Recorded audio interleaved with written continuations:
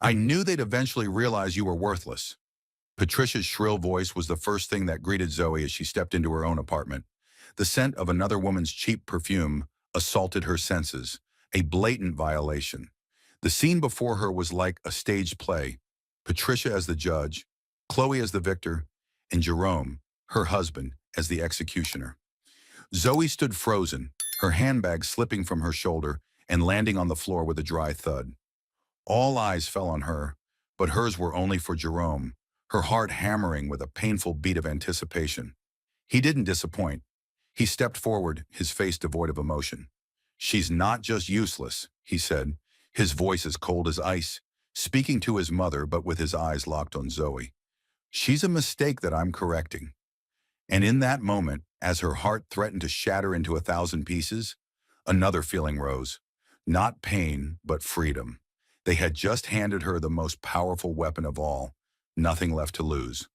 Whether you're listening to this on your way to work, during a quiet evening at home, or anywhere in between, we're thrilled to have you with us. If that opening scene has you hooked, make sure you hit that subscribe button so you don't miss a single moment of Zoe's story. Now we have to ask, if you were in Zoe's shoes, what would your very first move be after walking out that door? Let us know your thoughts in the comments below. The conference room at Innovate Corp was a sterile cage of glass and steel, its fluorescent lights casting harsh shadows on the faces of the 20 employees seated around the polished table. Zoe Harper stood at the far end, her fingers gripping the edge of a folder, her heart pounding, not with fear, but with a strange, electric anticipation. The HR manager's voice cut through the silence, crisp and final. "Due to restructuring, your position is terminated, effective immediately." The words hung in the air like a guillotine's blade, and every eye turned to Zoe. She let her shoulders slump, her face crumple just enough to sell the act. Shock, devastation, the perfect mask of a woman blindsided. But inside, her mind was a calm sea, her thoughts already racing toward what came next. She gathered her belongings from her cubicle, a few pens, a worn notebook, a chipped coffee mug, under the pitying stares of colleagues who whispered behind their hands. The security guard at the door shifted his weight, his presence a silent command to hurry. Zoe moved slowly, deliberately, letting the weight of their gazes fuel her resolve. This wasn't defeat. It was the first move in a game she'd been playing for years. As she stepped into the elevator, the doors closing on the sterile world of Innovate Corp, she allowed herself a single, fleeting smile. The storm was coming, but not for her. The drive home was a blur of city lights and the hum of her old Honda's engine. Zoe's hands were steady on the wheel, but her chest tightened as she neared the modest apartment she shared with Jerome. She wasn't afraid of unemployment. She'd orchestrated this layoff herself. But the thought of facing her husband twisted something deep inside her. Would he stand by her, or would he prove what she'd long suspected? The question gnawed as she pulled into the parking lot, the building's faded brick facade looming like a judgment. She climbed the stairs, her sneakers scuffing against the worn carpet, and paused at the door. The faint murmur of voices seeped through.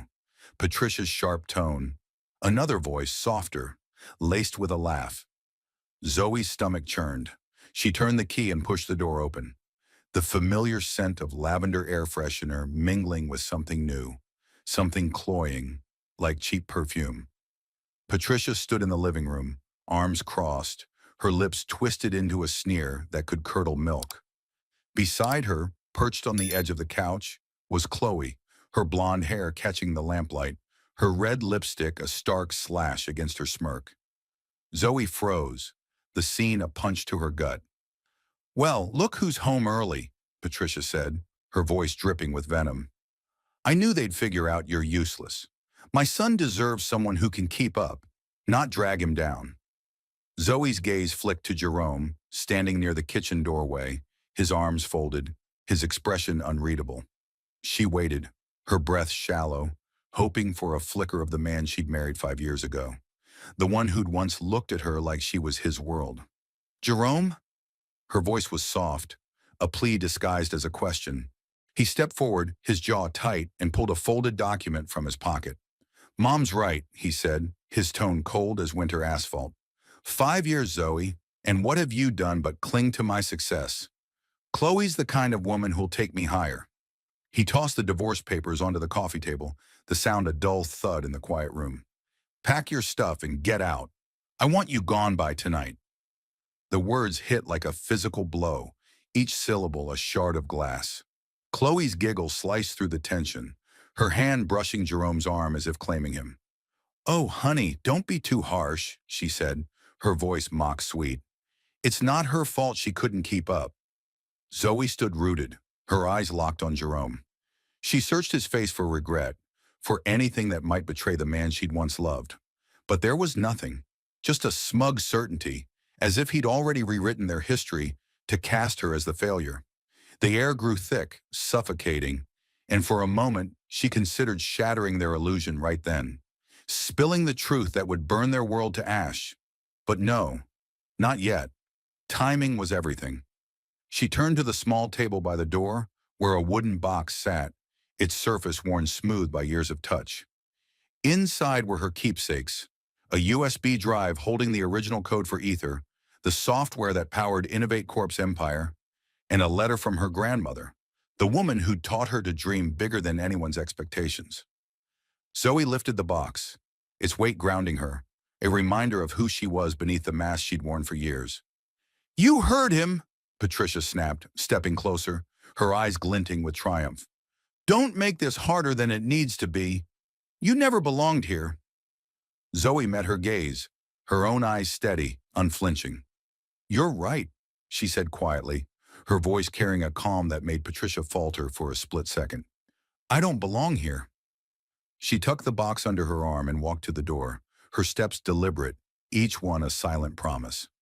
She didn't look back as she stepped into the hallway, the door clicking shut behind her. The night air was cool against her skin as she descended the stairs, the city's hum a distant pulse. She slid into her car, the wooden box resting on the passenger seat like a talisman.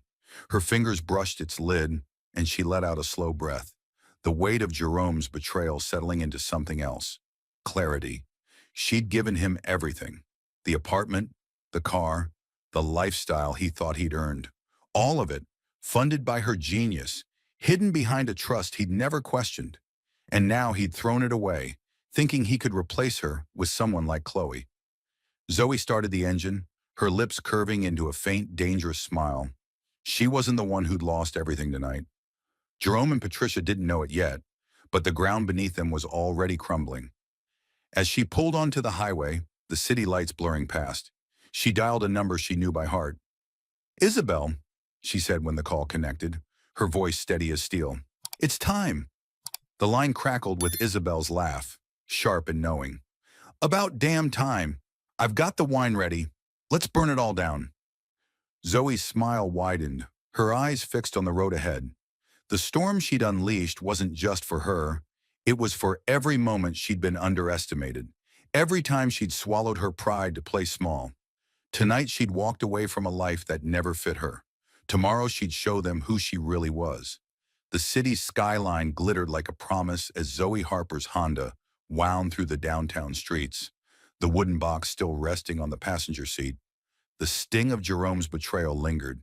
His cold words, "5 years and you've done nothing but cling to my success," echoing in her mind. But as she pulled into the underground garage of a sleek high-rise, the hurt hardened into resolve. She wasn't running from the wreckage of her marriage. She was driving toward her truth. The elevator hummed as it carried her to the top floor, the doors opening to a penthouse bathed in soft light, where Isabel Nguyen stood by a floor-to-ceiling window, a bottle of red wine in one hand and a knowing smile on her lips. "About damn time," Isabel said, her voice a mix of relief and mischief.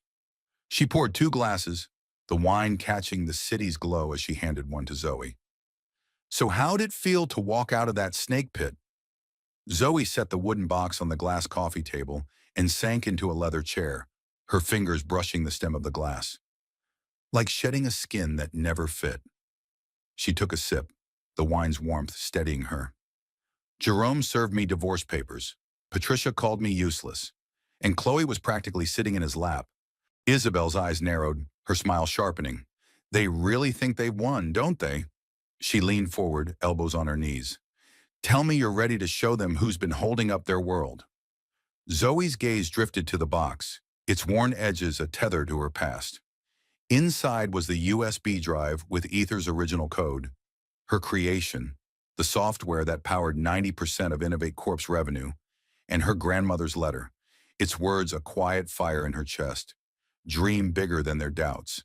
She'd built an empire in the shadows, hiding her genius to navigate a world that too often dismissed women like her. Tonight, that ended. I'm Nyx, she said, the name a declaration, a blade. And I'm done playing small. Isabel raised her glass. To Nyx, then, the ghost who's about to haunt the hell out of Innovate Corp. Zoe's layoff wasn't a firing. It was her final move in a chess game she'd played for years. Innovate Corp had exploited Ether, reaping billions while she toiled as a low-level engineer. Her identity as Nyx buried under layers of shell companies. She'd let them, partly to protect herself from the industry's biases, partly to keep Jerome's fragile ego intact. But the contract binding Ether to Innovate was expiring, and Zoe had ensured it wouldn't renew. The layoff was her exit, a carefully staged departure to mask her next step. They don't know yet, Zoe said, her voice steady as she opened her laptop. But they will. Her fingers danced across the keys, pulling up the trust fund dashboard. Isabel managed. For years, Zoe had funneled her earnings into it, funding Jerome's apartment, his car, Patricia's shopping sprees, all under the guise of his modest salary. She clicked a button, and the screen flashed. Trust terminated. No more safety net, she said, a flicker of satisfaction in her chest. Let's see how long their arrogance lasts. Isabel leaned back, swirling her wine. You're cold, Harper. I like it. What's next? Nyx Labs, Zoe said, her eyes glinting. We launch it. Ether's mine, and I'm taking it back. Innovate's about to learn what happens when you underestimate the wrong woman. The penthouse, with its clean lines and minimalist decor, was Zoe's sanctuary, a world away from the cramped apartment she'd shared with Jerome. She'd bought it 3 years ago, a secret kept even from him, a place where she could be Nyx without pretense. The city sprawled below, oblivious to the storm she was about to unleash. But as she spoke, a memory surfaced. Her first pitch at 21, fresh out of college, her $20,000 inheritance from her grandmother burning a hole in her pocket. She'd stood before a room of white investors, her Ether prototype on a cracked laptop, only to be told she was too inexperienced and not the right fit. The sting of their dismissal had driven her to hide Nyx's identity, to build her empire in silence. Now that silence was over. Isabel pulled out her tablet, displaying projections for Nyx Labs. We've got investors lined up, 3 VCs ready to bite once we go public. Forbes is sniffing around for an exclusive. You sure you're ready to step into the spotlight? Zoe hesitated, her fingers grazing the wooden box. For years, she'd played the role of the unassuming wife, letting Jerome feel like the provider, swallowing Patricia's barbs to keep the peace. It was easier than fighting their assumptions, safer than facing their resentment. But tonight, Jerome's betrayal had shattered that facade. She wasn't just leaving a marriage, she was reclaiming her name. I'm ready, she said, her voice cutting through the quiet. Let's burn it all down. Isabel grinned, pulling up a draft press release. Forbes gets the story tomorrow. Nyx revealed, Zoe Harper, the genius behind Ether. Innovate's stock will tank by noon. Jerome and his mom won't know what hit them. Zoe's mind flicked to Jerome, his smug certainty as he tossed her the divorce papers, to Patricia's sneer, to Chloe's giggle. They thought they'd broken her, cast her out like dead weight, but they didn't know the truth. She'd been their foundation, their lifestyle, a house of cards built on her genius. Now she'd pulled the first card, and the collapse was coming. She stood moving to the window, the city's pulse thrumming below. The wooden box sat on the table behind her, a quiet reminder of the girl who'd coded Ether in a dorm room, dreaming of a world that would see her worth. She'd hidden that girl for too long, dimmed her light to fit into Jerome's small world. No more. Send the release, Zoe said, turning to Isabel, and call the lawyers. I want the Ether license revoked by morning. Isabel's fingers flew across her tablet, her grin wicked. Done. Anything else, boss? Zoe's lips curved, a spark igniting in her chest. Tell the investors we're ready to meet. Nick's Labs launches next week. As Isabel typed, Zoe's phone buzzed. A text from an unknown number. You'll regret crossing me, it read. She frowned, recognizing the tone. Jerome, already lashing out, was unaware of the tsunami heading his way. She deleted the message, her resolve hardening. He thought he'd won, but he'd just signed his own ruin. The city lights shimmered below, a canvas of possibility. Zoe raised her glass, her reflection sharp in the glass. To Nick's, she whispered, a vow to herself. The chaos was just beginning, but for the first time in years she was calm, ready to reclaim the life she'd built in the shadows and to show the world what happened when you underestimated Zoe Harper. The city's pulse thrummed through the tinted windows of Le Ciel, an upscale restaurant where Jerome sat across from Chloe, his fingers drumming nervously on the linen tablecloth. Days had passed since Zoe's abrupt departure, her silence as she'd walked out with that worn wooden box still gnawing at him. He'd expected tears, pleas, maybe even anger, but not that eerie calm, those steady eyes that seemed to see right through him. Now, as the waiter slid a leather-bound bill toward him, Jerome flashed a confident smile, sliding his credit card across the table. The waiter returned moments later, his expression tight. I'm sorry, sir. Your card was declined. Jerome's smile froze, a cold sweat prickling his neck. That's impossible. Run it again. Chloe's eyes narrowed, her red lips pursing as she leaned back, her champagne flute untouched. The waiter hesitated, then retreated, only to return with the same verdict, declined. Jerome fumbled for another card, his cheeks burning under Chloe's gaze. It's a glitch, he muttered, but the words felt hollow, like an excuse he couldn't sell. Chloe's sigh was sharp, her patience visibly thinning. Fix it, Jerome. This is embarrassing. Outside, the night air did little to cool his rising panic as he drove Chloe home in his sleek BMW, a car he'd always assumed his project manager salary covered. But when he pulled into his apartment complex, a tow truck's red lights flashed in the lot. Two men in coveralls were hooking up his car, their movements methodical. What the hell? Jerome snapped, leaping out. The driver handed him a repossession notice, the words missed payments glaring in bold. There's a mistake, Jerome insisted, his voice rising. I've never missed a payment. But the driver just shrugged and the BMW was gone before Chloe could step out of the passenger seat. She crossed her arms, her heels clicking on the asphalt. You told me you had everything under control, she said, her tone icy. What's going on, Jerome? First the card, now this? He scrambled for an answer, his mind racing back to Zoe. She'd handled their finances, or so he'd thought. Had she botched it this badly? It's Zoe, he said, the lie slipping out easily. She must have mismanaged everything before she left. Chloe's eyes flicked to the repossessed car, then back to him, her doubt clear. Get it together, she said, turning toward her Uber, already pulling up. I don't date men who can't pay their way. Inside the apartment, Patricia was pacing, her phone pressed to her ear, her voice shrill. What do you mean the account's frozen? She spun as Jerome entered, her face flushed with indignation. The bank says our joint account's locked. I tried to buy a new purse today. Nothing extravagant, just something to lift my spirits. And the card was declined. Declined! She hurled the phone onto the couch, her hands trembling. This is Zoe's fault, isn't it? That incompetent girl couldn't manage money to save her life. Jerome sank onto the couch, the repossession notice crumpled in his fist. She's gone, Mom. She doesn't control the accounts anymore. But even as he said it, a flicker of unease stirred. Zoe had always been meticulous, her spreadsheets balanced to the cent. He'd never questioned how their lifestyle, his car, her designer clothes, their vacations fit his salary. Now the math didn't add up. He pushed the thought away, his pride bristling. It's a glitch. I'll call the bank tomorrow. Patricia wasn't listening. She stormed to her purse, pulling out a receipt for a $100 handbag she'd bought that morning, using a credit card she assumed was limitless. I needed something to feel normal, she said, her voice cracking. After everything we've been through, I deserve that much. Jerome's jaw tightened. Her spending was a problem, but he couldn't face it. Not now, not with Chloe's words ringing in his ears. The next evening, at a tech industry mixer, Jerome plastered on a confident grin, shaking hands with colleagues in a dimly lit ballroom.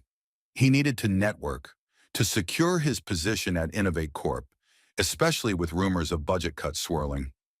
Chloe was there, her arm looped through his, her smile calculated as she charmed a VP. But when Marcus, a junior engineer, pulled Jerome aside, his expression was grim. "You heard about Zoe?" Marcus asked, his voice low. "Words going around she wasn't just some coder. She had pull at Innovate. Serious pull. You sure you know who you kicked out?" Jerome laughed, sharp and dismissive. "Zoe? She was a nobody. Couldn't even keep her job." But Marcus's frown deepened, and he leaned closer. "I'm telling you, man, she was working on something big. You might have underestimated her." Jerome waved him off, his stomach twisting. Zoe, with her quiet competence, her endless late nights working? No, she was gone, irrelevant. He turned back to Chloe, her laughter cutting through the crowd, but Marcus's words clung like damp fog. Back home, Jerome checked his bank account, his heart sinking. The balance was nearly zero, no trace of his latest paycheck. Patricia was in the kitchen, sorting through a pile of unopened bills, her fingers clutching a new necklace she'd bought on credit. "We'll fix this," she said, more to herself than him. "You're successful, Jerome. This is just a setback." But her voice wavered, and for the first time, Jerome saw fear in her eyes. Not just for the money, but for the life they'd built on assumptions now crumbling. He pulled out his phone, scrolling to Zoe's last text. "You'll regret crossing me." He'd sent it in a fit of anger, expecting a response, a fight, anything. But she'd ignored it, her silence louder than any argument. He deleted the message, his thumb hovering over her number. Calling her would be admitting weakness, and he wasn't ready for that. Not yet. As he lay awake that night, the apartment's walls seemed to close in, the hum of the city mocking his unraveling world. Patricia's new purse sat in the corner, a symbol of her denial, while Chloe's cold words echoed in his mind. Something was wrong, deeply wrong, and for the first time, Jerome wondered if Zoe had been more than he'd ever imagined. The thought was a splinter, sharp and persistent, but he pushed it down, clinging to the belief that he was still in control. Across town, Zoe was already moving, her plan unfolding, the ripples of her absence spreading like a tide ready to swallow them whole.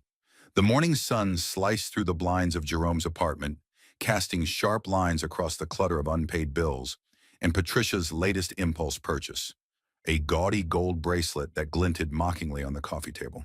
Jerome's phone buzzed relentlessly, notifications piling up from colleagues, but he ignored them, his eyes fixed on the laptop screen where his bank account displayed a near-zero balance. The repossession of his BMW, the declined credit cards, and Marcus's cryptic warning at the mixer, "You sure you know who you kicked out?" had left a knot of unease in his gut. He'd brushed off Marcus's words, clinging to the belief that Zoe's departure was a minor hiccup, that he was still the man in control. But as he scrolled through industry news, a headline froze him. Nix revealed, Zoe Harper, the genius behind Ether. The Forbes article loaded slowly, each word a hammer blow. Zoe Harper, not the quiet, unassuming wife he dismissed, but Nix, the anonymous mastermind behind Ether, the software that powered 90% of Innovate Corp's revenue. The article praised her as a trailblazing Black innovator, detailing her creation of Ether at 21, her strategic anonymity to navigate a cutthroat industry, and her decision to pull the plug on Innovate's licensing deal. Jerome's coffee went cold in his hand, his mind reeling. Zoe? His Zoe? The woman he'd accused of clinging to his success was the architect of an empire, and he'd thrown her out like trash. Across town, Innovate Corp's headquarters was a war zone of panic. Phones rang unanswered, executives shouted in glass-walled offices, and coders scrambled to find a workaround for Ether, which had begun rejecting Innovate's servers overnight. Zoe's revocation of the license wasn't just a blow, it was a surgical strike, dismantling the company's foundation. Jerome's project, a multi-million-dollar client dashboard, was dead without Ether's framework, its code now a useless tangle of errors. He sat in his cubicle, staring at the red error messages flooding his screen, when his boss's assistant appeared. The CEO wants you, now. The boardroom was a stark contrast to the chaos outside, its silence heavy as Jerome faced Richard Blake, Innovate's CEO. Blake's face was a mask of barely contained fury, his fingers drumming on a folder stamped with the company's logo. Your dashboard project is tanking our biggest client deal, Blake said, his voice low and cutting. Ether's gone, and you've got nothing to show for months of work. Explain yourself. Jerome's mouth went dry. It's not my fault, he stammered. The software, Zoe, Nix, she pulled the license. I didn't know. Blake's eyes narrowed, the mention of Zoe igniting a spark of recognition. Your wife, the one you said was a nobody? You didn't know she was Nix? The room seemed to shrink, the air thick with accusation. Jerome's colleagues, seated along the table, avoided his gaze, their silence louder than words. Chloe was there, her arms crossed, her expression unreadable, but her distance palpable. Blake leaned forward. We're bleeding money, Jerome. Layoffs are coming, and your project's failure puts you at the top of the list. Fix this or you're done. Jerome stumbled out of the boardroom, his tie too tight, his pulse hammering. The Forbes article burned in his mind. Zoe's confident smile and the accompanying photo, a stark contrast to the tired woman he'd known. How had he missed it? The late nights, the cryptic phone calls, the way she'd always deferred to him on finances. She'd been playing a role, and he'd bought it completely. He pulled out his phone, his thumb hovering over her number. But what could he say? That he was sorry? That he'd underestimated her? Pride choked the thought, and he shoved the phone back into his pocket. Meanwhile, in a sleek office across the city, Zoe sat with Isabel, their laptops open, the hum of Nix Labs' nascent operations filling the air. The space was a hive of activity, designers sketching logos, developers testing Ether's new platform, and Isabel fielding calls from eager investors. Zoe's fingers moved swiftly over her keyboard, finalizing the press release that would cement her debut as Nix. Forbes is live, Isabel said, her grin sharp as she spun her tablet to show the article. The industry's losing its mind. Innovate's stock is down 15% already. Zoe nodded, her focus unwavering. The article was just the beginning. Nix Labs would launch in days, a platform built on her vision, free from Innovate's greed. She'd spent years in the shadows, her genius buried to avoid the biases that had dismissed her early pitches. Now she was stepping into the light, and the world would know her name. Isabel leaned back, her eyes glinting. Jerome's probably sweating bullets. You think he's figured out you paid for his whole life yet?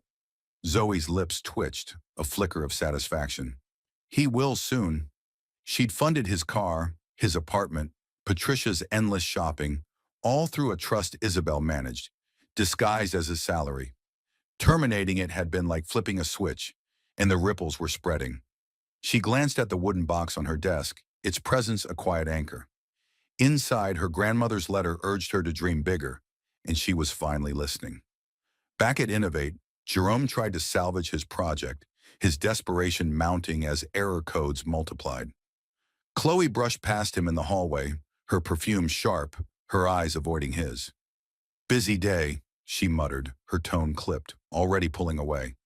He wanted to grab her, to demand her loyalty, but Marcus's warning echoed. You might have underestimated her. The thought was a splinter, burrowing deeper. Had Zoe planned this? Was her silence that night, her calm as she'd walked out, a prelude to this chaos? At home, Patricia was unraveling. She stood in the kitchen, surrounded by shopping bags, shoes, jewelry, a silk scarf she'd bought to feel normal. The bank had called again, confirming the joint account's freeze, and her credit cards were useless. This is Zoe's fault, she hissed, clutching a glass of wine, her knuckles white. She did this to us. But her voice cracked, a thread of doubt weaving through her anger. Jerome didn't answer, his eyes on the Forbes article still open on his phone, Zoe's name blazing across the screen. The industry was shaking, and he was caught in the quake, unaware that the real collapse was still to come. The fluorescent lights of Innovate Corp's boardroom buzzed like a swarm of angry bees. amplifying the tension as Jerome sat, his palms slick with sweat, facing Richard Blake's icy stare. It had been 2 weeks since the Forbes article dropped, revealing Zoe Harper as Nix, the mastermind behind Ether, and the tech world was still reeling. Innovate's stock had plummeted 25%, their servers crippled without Ether's framework. Jerome's client dashboard project, once his ticket to a promotion, was now a digital graveyard, its failure pinned squarely on him. Blake's voice cut through the silence, sharp as a blade. "You've cost us millions, Jerome. Your project's collapse is bleeding us dry. You're done here." Jerome's throat tightened, his protest dying as Blake slid a termination letter across the table. The room was packed. Colleagues, department heads, and Chloe, her arms crossed, her gaze fixed on the floor. The humiliation burned, a mirror to the day Zoe was escorted out, her head bowed under their pitying stares. "This isn't my fault," Jerome stammered, his voice cracking. "Zoe, she pulled Ether. I didn't know she was Nix." Blake's laugh was cold. "Your wife was running circles around you, and you didn't notice. That's not an excuse. It's a failure." The words landed like a slap, and as Jerome stood, his legs unsteady, Chloe's eyes flicked to him briefly, cold, detached, before she turned away, already erasing him from her orbit. He stumbled to his cubicle, the office a blur of whispers and averted glances. Packing his belongings, a photo of him and Chloe from a company retreat, a stress ball, a half-dead plant, felt like bearing a version of himself he'd clung to for years. The security guard's presence at the door was a cruel echo of Zoe's exit, and as Jerome stepped into the elevator, the weight of his fall pressed against his chest. Outside, the city's noise was relentless, mocking his unraveling life. His phone buzzed with a text from Chloe. "We're done. I don't do losers. No goodbye, no explanation. Just a final cut, sharp and clean." Across town, Zoe stood in the heart of Nix Labs' new headquarters, a sleek space of glass and steel where developers hustled and whiteboards buzzed with ideas. She and Isabel reviewed contracts, their voices low but electric with purpose. The Ether license revocation had sent Innovate into a tailspin, and Nix Labs was poised to fill the void. Zoe's fingers moved swiftly over a tablet, finalizing a deal with a major investor, her confidence a quiet fire. She'd spent years hiding her genius, playing the role of the unassuming wife to shield herself from an industry that dismissed women like her. Now the veil was off, and the world was watching. Jerome, meanwhile, was drowning. His job applications, dozens sent to tech firms across the city, vanished into a void, each rejection a silent echo of Zoe's influence. Her network, vast and unseen, had marked him as untouchable, a fact he couldn't yet grasp. Desperate, he drove to Nix Labs, his old Honda rattling in the shadow of its gleaming facade. He didn't know what he'd say, beg for answers, demand forgiveness, but the need to confront her burned in his chest. Security stopped him at the entrance, their faces impassive. "Ms. Harper's unavailable," one said, his tone final. Jerome craned his neck, catching a glimpse of Zoe through a high window, her silhouette sharp against the light. She glanced down, her eyes meeting his for a fleeting moment, cold, unyielding, like a queen surveying a fallen pawn. Then she turned away, and the dismissal cut deeper than any words. Back at the apartment, Patricia was spiraling. The kitchen table was buried under bills, utilities, credit cards, a looming mortgage payment, each stamped with red warnings. Her latest purchase, a silk scarf, lay discarded in a corner, a futile attempt to cling to normalcy. She'd called the bank again, only to hear the same robotic response. "Account frozen. Contact your financial manager." Zoe's name hung unspoken, a specter in the room. Patricia's fingers trembled as she dialed Mr. Henderson, an old family friend with deep pockets, her voice syrupy with charm. "Henry, it's just a small loan to tide us over," she cooed, but his response was blunt. "You've spent your life chasing status, Patricia, tearing down anyone who threatened your ego, like Zoe. She was the best thing your son had, and you drove her away. No loan. Figure it out." The line went dead, and Patricia sank into a chair, her gaze falling on a framed photo of her and Jerome at a gala, all smiles and borrowed glamour. She'd called Zoe useless, worthless, but now the truth clawed at her. Zoe had been the backbone of their lives, her money fueling their illusions. The realization was a slow poison, eroding her defiance. She clutched the photo, her nails digging into the frame, and for the first time, a crack appeared in her armor, a flicker of regret for the venom she'd spat at the woman who'd held them up. Jerome returned home, his face ashen, Chloe's text still burning in his mind. He found Patricia staring at the photo, her eyes red. "They're laughing at us," she whispered. "The bank, our friends, everyone. This is her doing, isn't it?" Jerome didn't answer. His thoughts tangled in Zoe's distant gaze, in Marcus's warning, in the Forbes article that had rewritten his reality. He'd thought Zoe was nothing, a shadow in his success. Now he was the shadow, and she was the sun.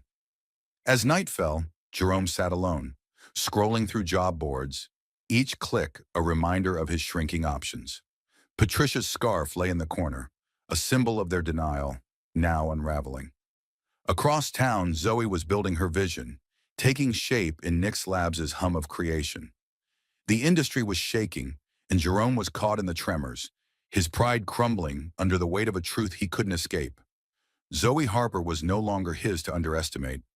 The city's pulse had turned hostile, its neon lights mocking Jerome as he pedaled a battered bike through late-night streets, delivering takeout orders to strangers who barely glanced at him. A month had passed since his public firing from Innovate Corp.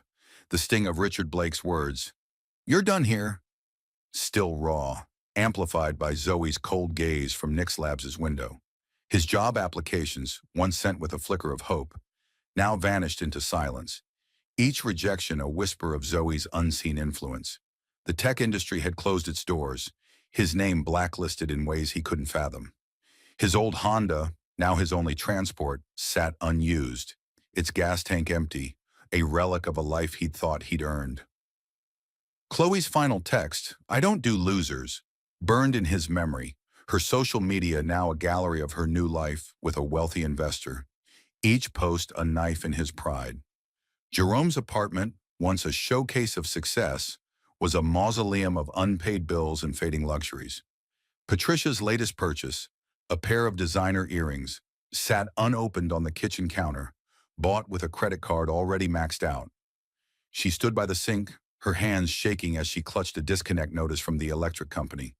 "We're running out of time," she said, her voice brittle, a far cry from the imperious tone she'd used to call Zoe useless.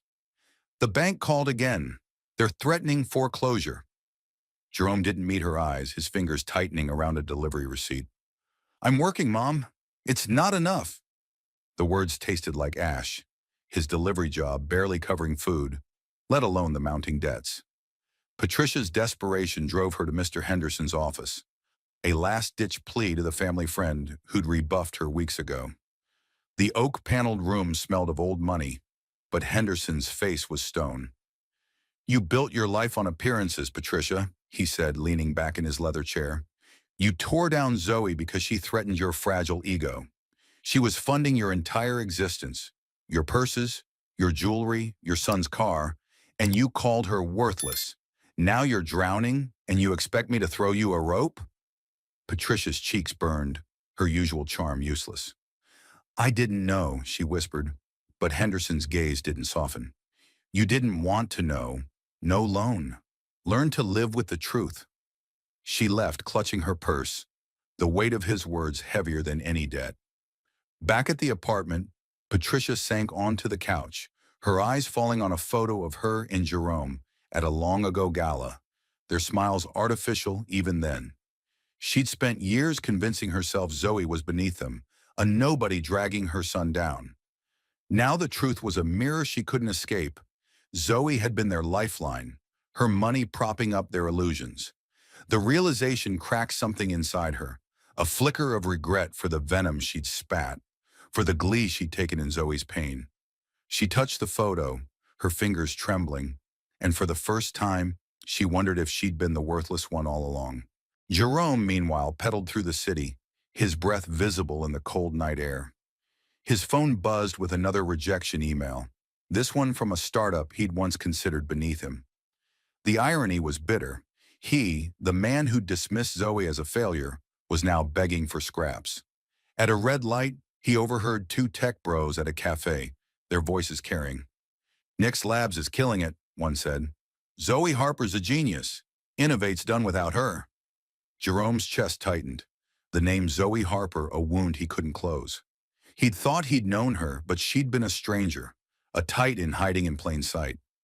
Across town, Zoe stood in a community center, her voice steady as she spoke to a group of young black girls, their eyes wide with ambition. Nick's Labs had launched to rave reviews, its platform already drawing investors eager to back her vision. But this, her Harper Grant program, was personal. She shared a story of her early days, pitching Ether to dismissive investors who saw only her skin, not her code. "You don't need their permission to shine," she told the girls, her words fierce. "Build your dreams and let the world catch up." One girl, clutching a notebook, reminded Zoe of herself at that age, and the memory of her grandmother's letter in the wooden box fueled her resolve. Later, Zoe visited her family's modest home, where her 6-year-old cousin Lucas greeted her with a hug, his rocket drawing pinned to the fridge. "You're gonna fly to the stars, right, Zoe?" he asked, his grin infectious. She laughed, ruffling his hair. "Maybe, but I'm building something for you to fly too." The moment grounded her, a reminder of why she'd started the Harper Grant, to protect dreams like his, dreams she'd once hidden to survive. That evening, Zoe met David, an art professor, at a gallery opening. His easy laugh and thoughtful questions about her work sparked something new, a warmth Jerome had never kindled. They stood before a painting of a stormy sea, and David said, "You're like that, calm on the surface, but unstoppable underneath."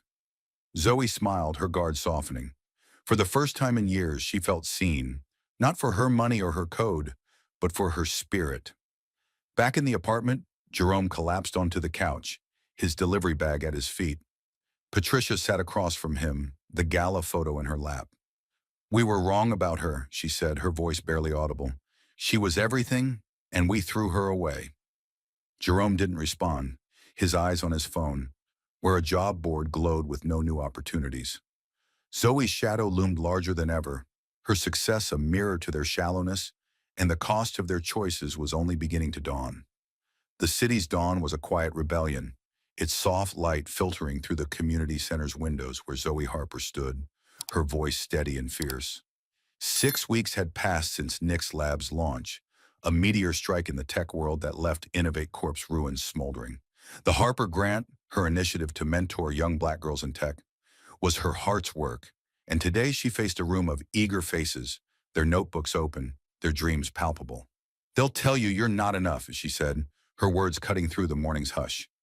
"But your code, your ideas, your fire, that's your power. Don't let anyone dim it."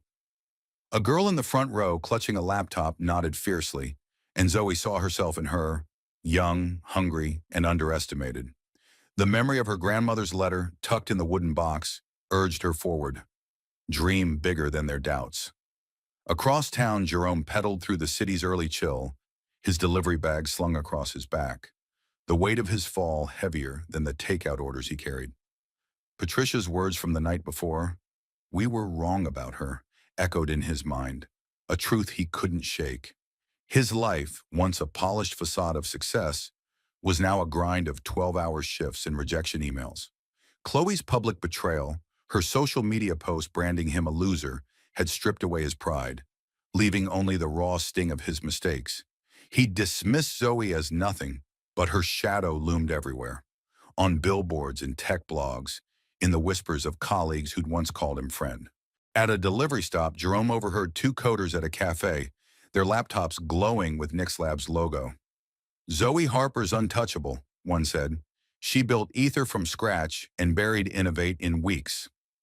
Jerome's stomach twisted, but then a familiar voice cut through. Marcus, his old colleague, now at Nick's Labs. "Jerome?" Marcus called, spotting him. "You look rough, man. Zoe's changing the game over there. You ever think you misjudged her?" Jerome forced a laugh, his throat tight. "She was my wife, Marcus. I knew her." But Marcus's eyes held pity. "Did you?" "She's a titan, always was." The words landed like a stone, sinking deep as Jerome pedaled away, Marcus's gaze burning into his back. Meanwhile, Zoe drove to her family's modest home, the city's hum fading into the familiar warmth of her aunt's kitchen. Her 6-year-old cousin, Lucas, bounded toward her, his rocket drawing clutched in his small hands. "Zoe, I made this for you," he said, his grin wide as he pointed to the crayon-streaked rocket soaring past stars. She knelt, ruffling his hair. "You're gonna build real ones someday, kid." Lucas's laughter was a balm, healing the isolation she'd felt playing Jerome's unassuming wife. She'd distanced herself from family to fit into his world, but now, surrounded by her aunt's cooking and Lucas's chatter, she vowed never to lose them again. The Harper Grant wasn't just for strangers, it was for kids like Lucas, whose dreams deserved a chance. That evening, Zoe stepped into a gallery opening, the air thick with the scent of paint and wine. David, the art professor she'd met weeks ago, waited by a vibrant canvas of a stormy sea, his smile easy and warm. "You made it," he said, handing her a glass. They wandered the exhibit, his thoughtful questions about her work, her real work, not the mask she'd worn, drawing her out. "You're building something bigger than code," he said, pausing before a painting of a rising sun. "You're giving people hope." Zoe's guard softened, his words touching a part of her Jerome had never reached. They laughed over a quirky sculpture, their shoulders brushing, and for the first time in years she felt seen. Not as Nyx, not as a savior, but as Zoe, whole and enough. Back in the apartment, Patricia stood in the dim light of a thrift store's break room, her hands sorting donated clothes, her designer days a distant memory. She'd taken the job out of necessity, the foreclosure notice on their apartment, a guillotine waiting to fall. That morning, she'd helped a single mother pick out a coat for her child. The woman's gratitude, a quiet shock. For years, Patricia had measured worth in status, tearing down Zoe to feel superior. Now, folding worn sweaters, she saw her cruelty for what it was: fear, envy, a desperate grasp for relevance. She paused, her fingers tracing a faded scarf, and whispered to herself, "I was wrong." The admission was a crack in her pride, a step toward something new, though she didn't yet know what. Jerome, exhausted from his shift, collapsed onto the apartment's sagging couch, the gala photo of him and Patricia mocking him from the shelf. He'd built his life on illusions, his success, his charm, his superiority over Zoe. Now those illusions were ash. Marcus's words at the cafe, "She's a titan," clawed at him, forcing him to see Zoe as she was, the architect of everything he'd lost. He pulled out a notebook, his hands shaking, and began to write. Not a plea for help, not a demand, but a letter to Zoe, each word a confession. "I was wrong. I let my pride blind me. You deserved better." He didn't expect a reply, but the act felt like shedding a weight he'd carried too long. Zoe in her penthouse reviewed Nyx Lab's latest metrics, the numbers a testament to her vision. Investors were clamoring, and the Harper Grant was already funding coding boot camps for girls across the city. She glanced at the wooden box on her desk, its presence a quiet anchor. She'd reclaimed her path, not just for herself, but for every girl who'd been told to shrink. As she prepared for a community speech, her phone buzzed, a notification from Isabel about another investor meeting. Zoe smiled, her heart steady. The world was catching up to her, but Jerome and Patricia were still falling, their shallowness a debt they were only beginning to pay. The city's skyline shimmered under a late summer dawn, its light painting Nyx Lab's headquarters in hues of gold. Zoe Harper stood at her office window, the hum of her team's work a steady pulse behind her. 3 months had passed since she'd launched the Harper Grant, her voice still echoing from that community center speech where she'd urged young girls to claim their power. Nyx Labs was no longer a fledgling, it was a titan, its platform reshaping the tech world while Innovate Corp's ashes settled. The wooden box sat on her desk, its contents, her grandmother's letter, and Ether's original code, a quiet reminder of the path she'd reclaimed. Yet as she prepared for a board meeting, her thoughts drifted to Jerome's letter, its raw confession arriving days ago. "I was wrong. You deserved better."